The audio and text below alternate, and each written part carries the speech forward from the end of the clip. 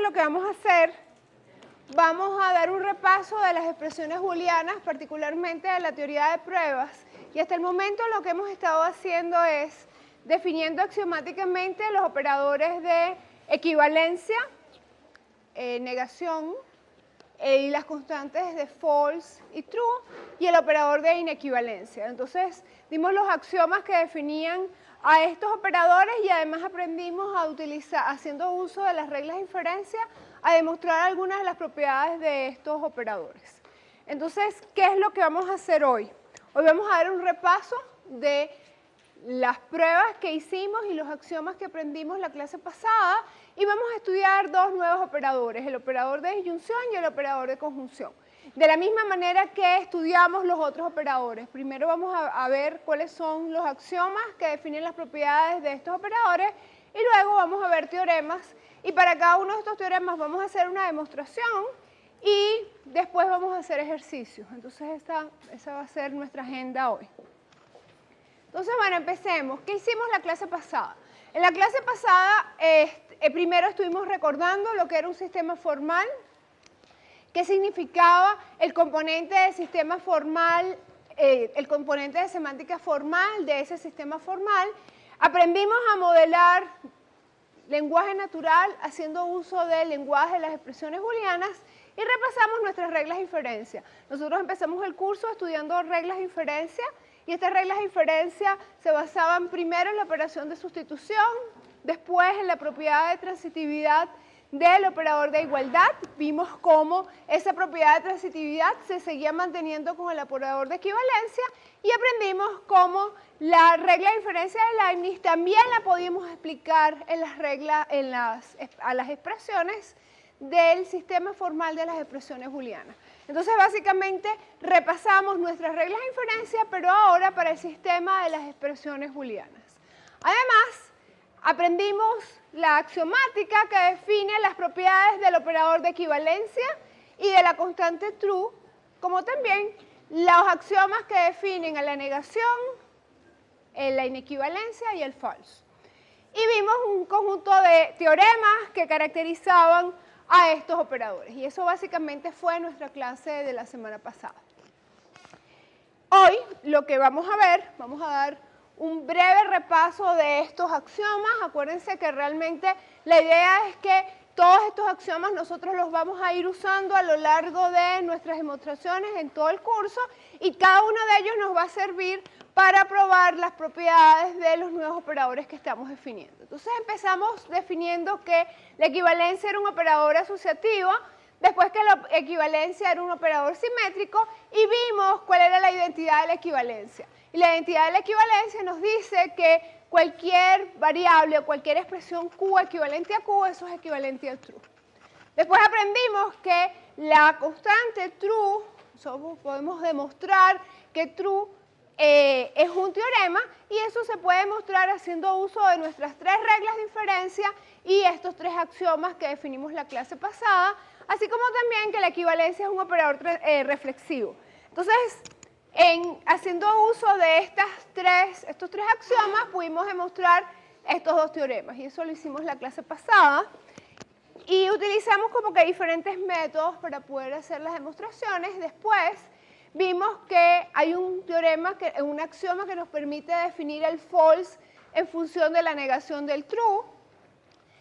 Un axioma que nos dice que la negación es distributiva, ¿verdad?, con respecto a la equivalencia, y dimos la definición de la inequivalencia. Y eso nos ayudó a probar en conjunto con nuestras reglas de inferencia y los teoremas que definían el true y definían las propiedades de la equivalencia, a probar los nuevos teoremas donde dábamos propiedades de la negación, dábamos las propiedades que nos decía que teníamos la doble negación de P y eso era igual a P, equivalente a P, nos permitía definir a que era igual la negación del false, nos podía también dar una definición alternativa de la inequivalencia, definir que si tenemos no P equivalente a P, eso era equivalente al false, que la inequivalencia era simétrica asociativa y que teníamos asociatividad mutua e intercambio mutuo.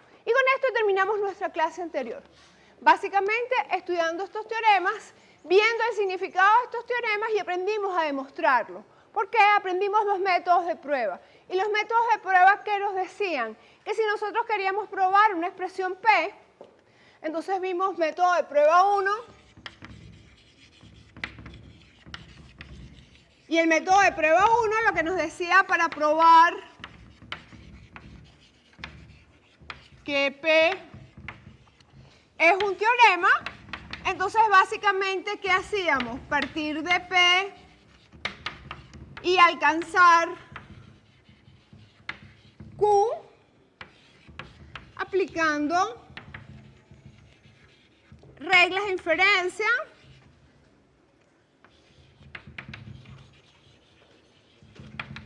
más axiomas y teoremas conocidos. ¿Y quién era Q?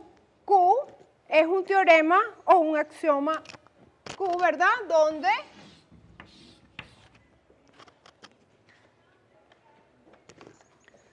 Q es un teorema conocido. Y cuando digo un teorema conocido, o es un axioma que ya hemos anunciado, ¿verdad? O es un teorema ya probado.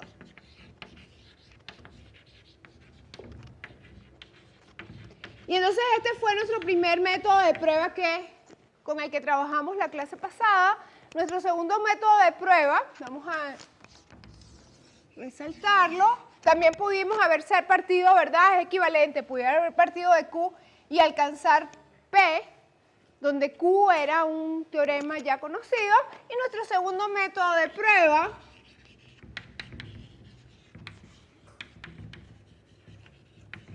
¿qué nos decía? El segundo método de prueba nos decía que si tenemos una expresión para probar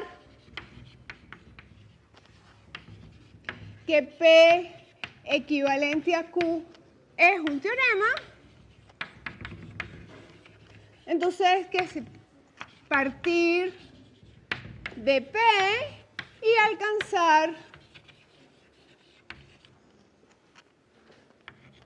Q aplicando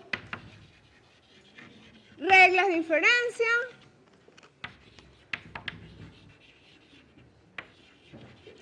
más teoremas conocidos. Ahora, algo importante, fíjense que esta Q no tiene nada que ver con esta Q, ¿ok? Estos son expresiones diferentes. Esta es la expresión que queremos demostrar, es una expresión cuyo operador principal es la equivalencia. Entonces, ¿qué decimos? Vamos a partir de una de las subexpresiones para alcanzar la otra. Eso es lo que nos dice el método de prueba 2. Y entonces usamos estos métodos de prueba para demostrar, de hecho hubo expresiones que utilizamos los dos métodos de prueba e hicimos dos demostraciones diferentes. ¿Dudas? ¿Dudas? Ajá. Quería saber, una pregunta que no recuerdo Ajá. En el método de prueba 1 tenemos P y también nos dan Q. O sea, tenemos que llegar a Q. No, no nos dan Q. No nos dan Q.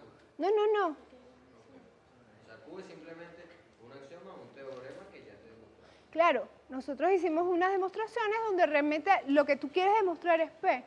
Lo que tienes es que hacer uso y alcanzar a un teorema o un axioma conocido.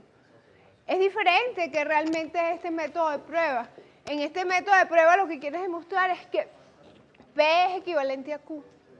Entonces partes de P y alcanzas Q o partes de Q y alcanzas P. ¿Sí? ¿Estamos bien hasta ahora? ¿Sí? Muy bien. Entonces, ¿qué es lo que vamos a hacer hoy? Hoy lo que vamos a hacer es estudiar la disyunción y estudiar la conjunción. Entonces, acuérdense que realmente cuando yo digo que vamos a estudiar estos operadores, básicamente lo que les estoy diciendo es que vamos a empezar estudiando sus definiciones axiomáticas. Vamos a entender cuáles son las propiedades que cumplen estos operadores y esas propiedades axiomáticas que se expresan a través de estos axiomas nos van a permitir demostrar nuevas propiedades de los operadores. Por supuesto, aquí estamos viendo un conjunto de propiedades que son las que enuncia el libro como teoremas, pero existen muchas otras propiedades que nosotros pudiésemos probar. ¿Ok? Y es por eso que en los exámenes ustedes no tienen que demostrar un teorema. Básicamente lo que están haciendo es probar propiedades de estos operadores que estamos estudiando que realmente no hemos estudiado, no hemos enunciado con anterioridad. ¿Por qué? Porque yo pudiese demostrar un número infinito de teoremas, de propiedades de estos operadores. Entonces, bueno, vamos a la primera propiedad de la disyunción nos dice que tenemos un operador que es simétrico. Y entonces tenemos que recordar que cada vez que nosotros digamos que un operador es simétrico, básicamente lo que les estamos diciendo es que si nosotros tenemos, vamos a los axiomas,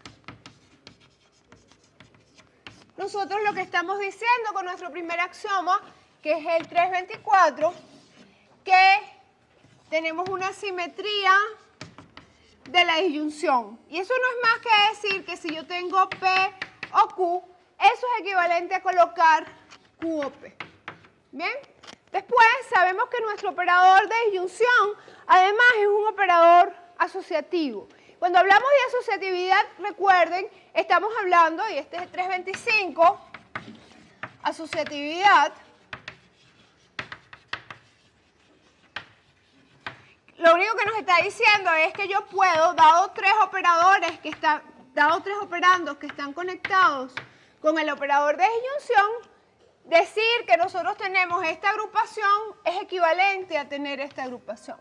Y eso es básicamente lo que nos está enunciando el axioma de asociatividad. Y algo muy importante, que es una propiedad que estamos observando en estos operadores, es que son operadores idempotentes. Y cada vez que nosotros hablemos de un operador que es idempotente, lo que estamos diciendo es que si nosotros repetimos el mismo operando y lo relacionamos a través de este operador más de una vez, en este caso es una vez, pero este teorema se puede generalizar a que nosotros pudiésemos repetir muchas veces el mismo operando y relacionarlo siempre con el operador de disyunción, es equivalente a que nosotros hubiéramos puesto el operando una vez.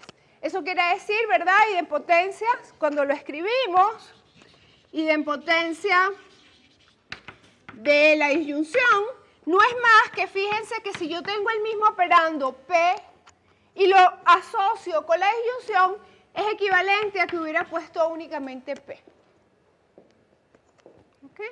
Entonces, la idea de estos axiomas no es que se los aprendan de memoria, sino que simplemente aprendan cuál es el significado, o sea, cuál es la propiedad que realmente este axioma me está dando de mi operador. Y finalmente, lo que nosotros sabemos, ¿verdad?, es que tenemos que este operador es distributivo con respecto a la equivalencia. Y entonces en la clase pasada nosotros aprendimos distributividad, donde decíamos que la negación también era distributivo con respecto a la equivalencia. En este caso, estamos hablando que este operador binario, que es la disyunción, lo vamos a poder distribuir con el operador de equivalencia. Y eso significa, ¿verdad?, que nosotros podemos tener algo como esto. Distributividad de la disyunción sobre la equivalencia. Entonces estamos hablando de que tenemos tres operandos. ¿Y por qué tres operandos? Porque ambos operadores son operadores binarios. Y entonces lo que estamos diciendo es que si Q se relaciona con R a través del operador de equivalencia y P se relaciona con esta subexpresión a través de la disyunción, esto es equivalente a que hubiéramos tenido estas expresiones. ¿Ok? Y algo bien importante es que, como dada la precedencia que nosotros tenemos en la disyunción y la precedencia de la equivalencia, nosotros, en lugar de tener estos paréntesis, ¿verdad?, podemos suprimir los paréntesis y dejar que nuestra expresión, cuando lo estamos distribuyendo, es equivalente a la expresión donde tenemos P o Q equivalente a P o R. ¿Dudas con respecto a estos operadores? A esta definición de los operadores, antes de que veamos el último axioma que define este operador. ¿Estamos bien? Entonces, el último nos da el tercer excluido. ¿Y qué nos dice el tercer excluido? El tercer excluido nos dice que como estamos en una lógica binaria, es un teorema P o no P. O P es cierto o no P es cierto. Entonces, hasta aquí terminamos con los axiomas que enuncian o que describen al operador de disyunción. Vamos a ver los teoremas, vamos a hacer algunas demostraciones de estos teoremas y después nos vamos a ir con la conjunción. Vamos a ver algunas propiedades del teorema, del operador de conjunción y más tarde vamos a hacer ejercicios.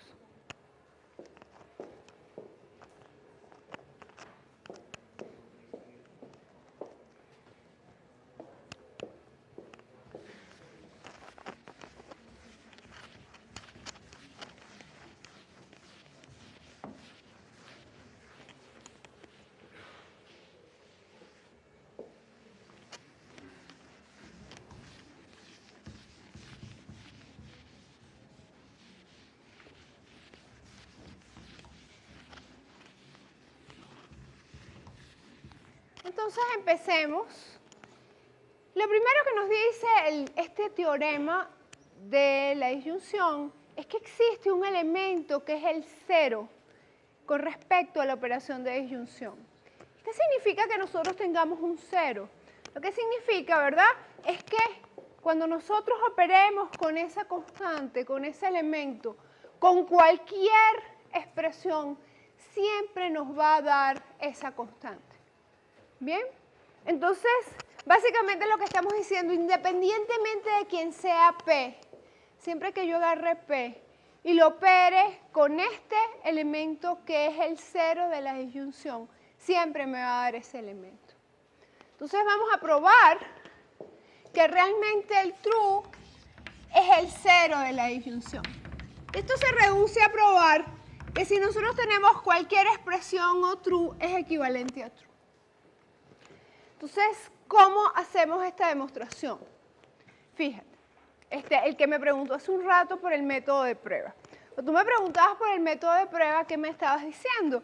Si realmente Q, la expresión, el teorema conocido al cual tú ibas a llegar era dado. Y realmente el método de prueba que nosotros estamos estudiando no es ese método de prueba. El método de prueba nos dice que si nosotros partimos de esta expresión P como un todo, yo voy a llegar a alguna expresión que es teorema, que ya lo conocemos. ¿Bien? Otro método de prueba es que en lugar de ver esto como una sola expresión, nosotros vemos que esto es una expresión cuyo operador principal es la equivalencia. Y como es una expresión cuyo operador principal es la equivalencia y el axioma de la regla de inferencia de Leibniz nos permite transformar por equivalencias una expresión en otra y tenemos que la equivalencia es un operador transitivo que además tenemos una regla de inferencia que es la transitividad, nosotros podemos demostrar aplicando varias veces las reglas de inferencia conocidas que si partimos de aquí alcanzamos true, estas dos expresiones son equivalentes y demostramos la expresión que realmente queríamos demostrar. ¿Está bien? Entonces, ¿tienes alguna duda con respecto al método de prueba o está claro? Muy bien. Entonces, bueno, empecemos y vamos a empezar viendo con el método de prueba 2, que básicamente nos dice, bueno, partimos de esta expresión y vamos a tratar de alcanzar esta expresión. Entonces, ¿qué podemos hacer para partiendo de P o true, alcanzar true? Dime. ¿Sustituye true por P o P? Nosotros tenemos un axioma, que es el axioma de identidad de la equivalencia, que nos permite relacionar al true con Q equivalente a Q. Pero realmente, fíjense que si nosotros decimos quién es true, y además sabemos que el true es distributivo con respecto a la equivalencia y nosotros aquí decimos que el true es equivalente a P equivalente a P, nosotros pudiésemos, ¿verdad?, fácilmente aplicar esa distributividad de la disyunción sobre la equivalencia y poder alcanzar una expresión de que P o P es equivalente a P o P. Y nosotros sabemos que P o P equivalente a P o P es true. Y esa es la expresión a la cual queremos llegar. ¿Está claro hacia dónde vamos a ir o cuáles son los teoremas o en este caso axiomas que vamos a utilizar? Entonces, pues básicamente lo que estamos diciendo es que nosotros sabemos definir este true.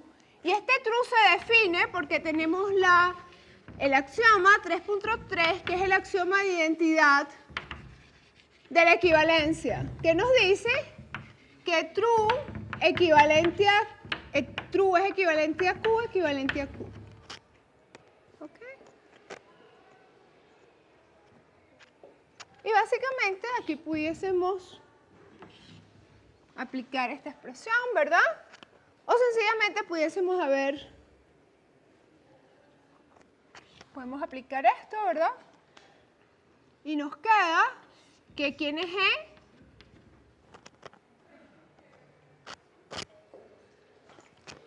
Es P o Z, X es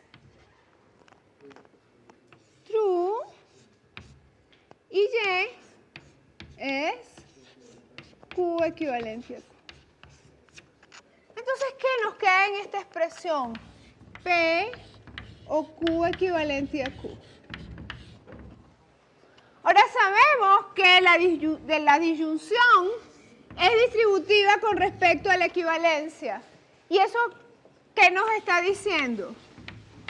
Ese es el 3.27 que nos dice que si yo tengo P, Q equivalente a R, eso es equivalente a que nosotros tuviésemos P o Q equivalente a P o R.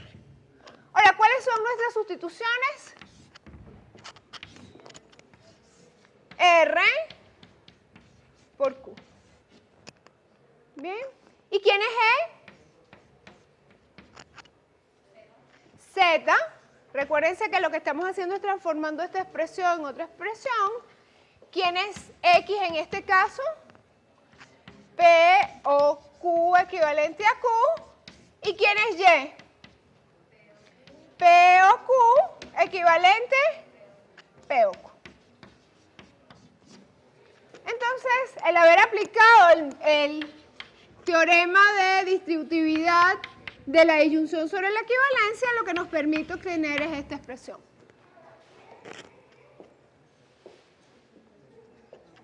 ¿Ok? ¿Y cómo podemos a partir de esta expresión alcanzar el true? Nuevamente con la identidad, ¿verdad? La identidad de la equivalencia. Porque la identidad de la equivalencia, ¿qué nos está diciendo? Que yo tengo identidad de la equivalencia, lo que nos dice es que el true es equivalente a Q equivalente a Q. Pero en este caso, ¿cuál es la sustitución que estoy haciendo? Q la sustituyo por P o Q. ¿Quién es E? ¿Quién es E? ¿Quién es X? P o Q equivalente a P o Q. ¿Y quién es Y? True. ¿Bien? Y esto es lo que estamos alcanzando. Hace un rato acabo de oír que alguien dijo reflexividad.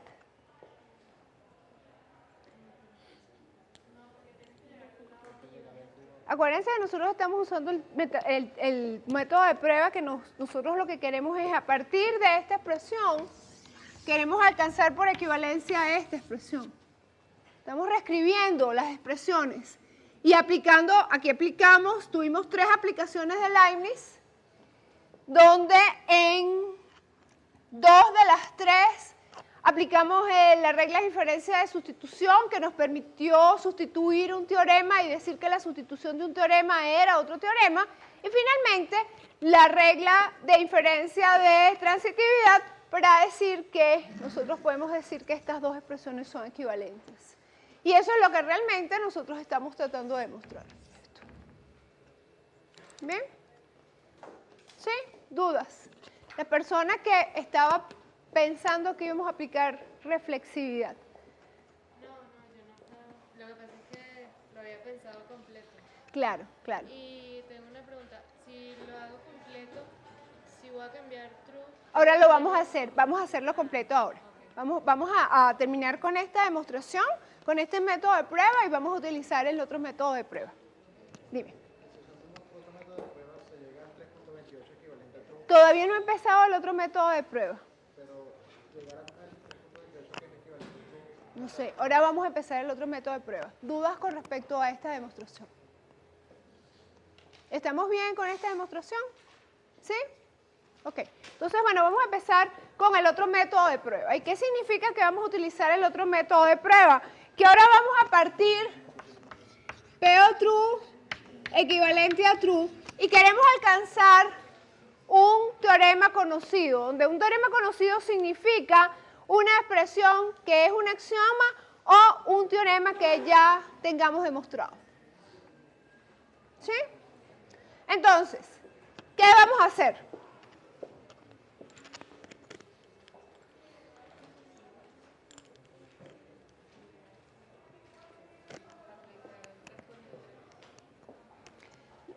Podemos empezar aquí, ¿verdad? Y ver esto. Nuevamente les quiero voy a seguir insistiendo en esto todas las veces que sea necesario. Fíjense, y es un error que muchísimas veces cometen los estudiantes y yo quiero que les quede claro. Yo he visto muchísimas veces demostraciones como esta, donde para una expresión como esta, sencillamente hay estudiantes que me agarran esta subexpresión y trabajan con esta subexpresión. Fíjense que eso no es lo que está diciendo la expresión.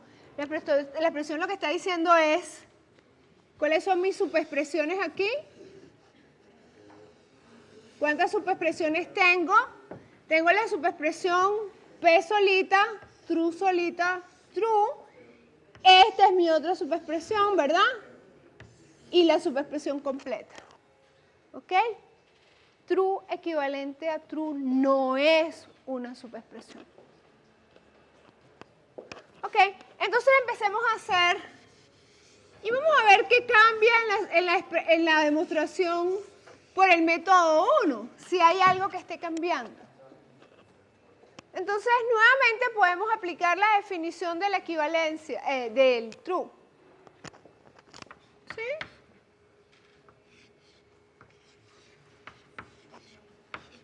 Identidad del true. ¿Y qué nos dice la identidad del true? True equivalente a Q equivalente a Q. ¿Sí? ¿Quién es E en este caso? E es P o Z equivalente a true.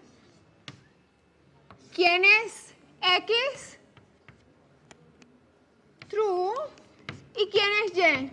Y es equivalente, Y es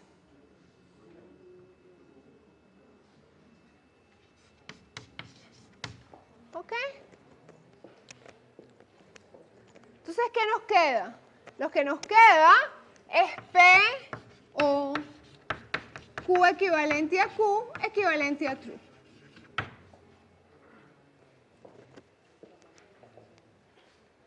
¿Qué hacemos con esto? Distribuir. Vamos a hacer la distributividad nuevamente.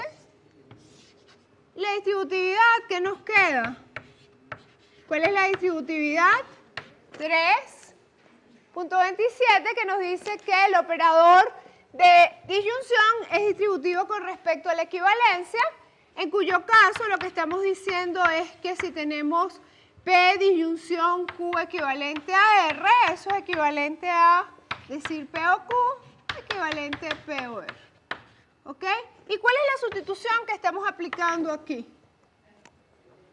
Estamos diciendo que que R lo estamos sustituyendo por Q. ¿Sí? ¿Quién es E? Z equivalente a true.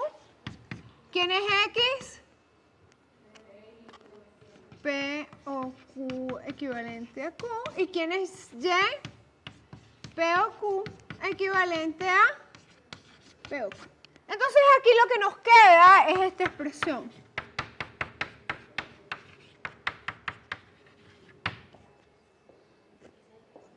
Nosotros le damos la vuelta porque sabemos que la equivalencia es un operador